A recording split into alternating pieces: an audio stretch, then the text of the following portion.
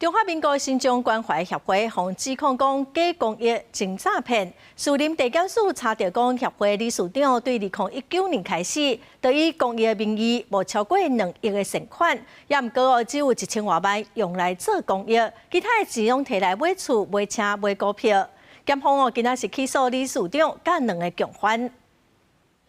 指导因嘛集体做运动，要一对去量身课程训练。TDCA 新疆关怀协会翕真侪影片，积极对外募款，讲是弱势关怀，提高身心障碍者的生活品质。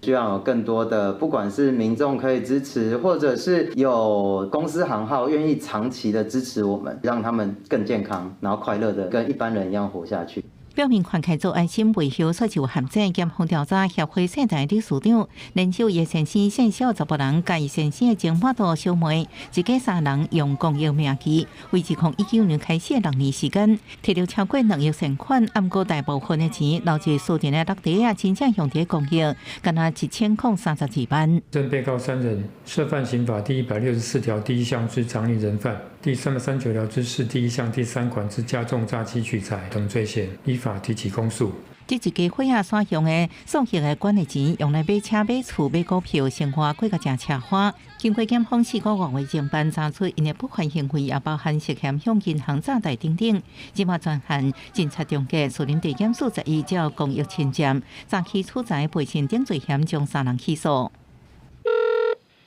很抱歉，这个号码已暂停使用。打电话给协会总机已经暂停使用，并且社群大本也停伫今年4月。这协会被搜查了后就无更新，涉嫌滥用爱心专起诉了后，在3被告也被1审判刑，会阁开庭审理是毋是继续羁押。记者综合报道。